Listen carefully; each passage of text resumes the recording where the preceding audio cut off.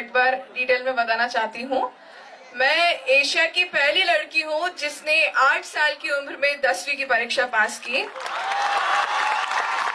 10 साल की उम्र में 12वीं किया, 13 साल की उम्र में ग्रेजुएशन करके मैं इंडिया की यंगेस्ट जर्नलिज्म ग्रेजुएट बनी और 15 साल की उम्र में पीजी किया। जब मैं 16 इयर्स की थी तब मैंने पीएचडी में दाखिला लिया और टेबल टेनिस में नेशनल चैंपियन रही, साउथ एशियन चैंपियन भी हूँ और मुझे वर्ल्ड में 6th पोजीशन में मिला है।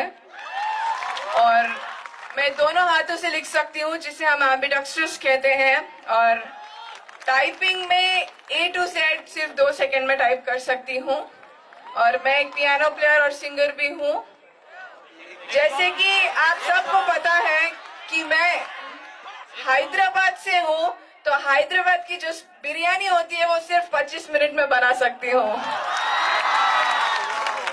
तो मैं कहना चाहती हूँ कि खुशी उन्हें नहीं मिलती जो अपने शर्तों पर जीते हैं, खुशी उन्हें मिलती है जो दूसरों की खुशी के लिए अपने जिंदगी के मायने बदल देते हैं। और आज हम सब बहुत खुशनसीब हैं कि सब खुशनुमा हस्ती हमारे बीच है, तो मैं उन्हें सलाम करती हूँ। नेक लोगों की सोबत में हमेशा भलाई ही मिलती है, जब हवा फूलों से गुजरती है तो वो भी खुशबूदार हो जाती है। तो ऐसे ही नेक लोगों में से हमारे एहतेशाम सर, जिन्होंने इकरा बिस्म रब्बिका जो कुरान की पहली आयत है जो हमें तालीम के बारे में बताती है, उसकी तामीर की है, जिसके वजह से आज यहाँ के स्टूडेंट्स पत्रकारिता और अलग अलग क्षेत्रों में अपना लोहा मनवाया है। तो एक बार जोरदार तालियां होनी चाहिए मैनेजमेंट के लिए। मुझे तालियों की आवाज सुनाई नहीं दे रही, जोर से। यस। तो इल्म की वजह से दोस्तों में इजाफा होता है और यहाँ पे जितने भी लड़कियां हैं उनसे मैं ये कहना चाहती हूँ कि ऐश्वर्या राय बनना है तो एक बुलंद नसीब चाहिए, पर मदर टेरेसा बनना है तो एक नेक दिल चाहिए। और यहाँ पर बैठे हुए सभी लड़कियों में वो खूबी है, मैं ये मानती हूँ।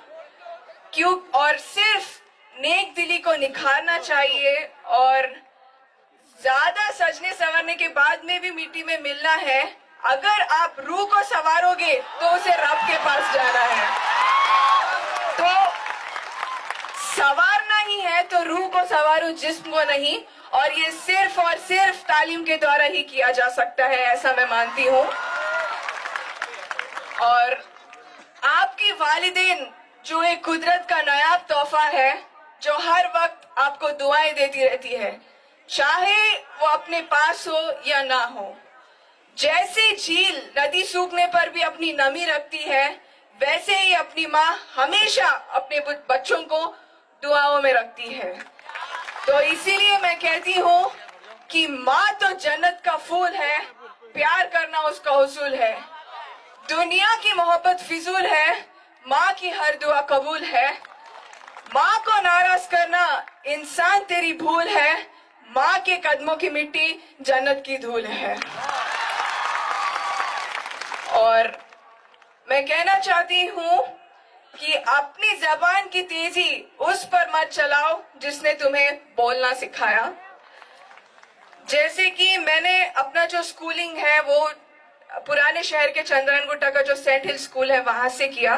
तो वहां के जो हमारे जो चेयरमैन थे आजम सर और सादिक सर, उन्होंने नमाज की फिक्र अपने पर फर्ज कर ली और दुनिया के फिक्र से आजाद हो गए और आज कामयाबी उनकी कदम चूम रही है। और मैंने उन्हें गर्मियों में रोजों में देखा और एक प्रोफेशनल एजुकेशनिस्ट की तरह भी देखा और सर्दियों में वजू करते देखा, जो आज उनके मशहूर और मारूफ होने की एक वजह है। तो आप भी अगर उनके नक्शे कदम पर चलोगे तो जरूर कामयाब हो जाओगे। क्योंकि अक्सर मैं हमेशा बताती हूँ कि फजर, जोहर, असर, मगरिब और इंशा 5 वक्त की नमाज है। अगर आप फजर सोने में, जोहर नौकरी में, असर चाय में, मगरिब रास्ते में और ईशा टीवी पर काटते हैं तो आपको समझना होगा कि आपकी जिंदगी भी कटने वाली है, क्योंकि जो इंसान नमाज के सजदों में ज्यादा झुकते हैं उसे जिंदगी में किसी के सामने झुकना नहीं पड़ता।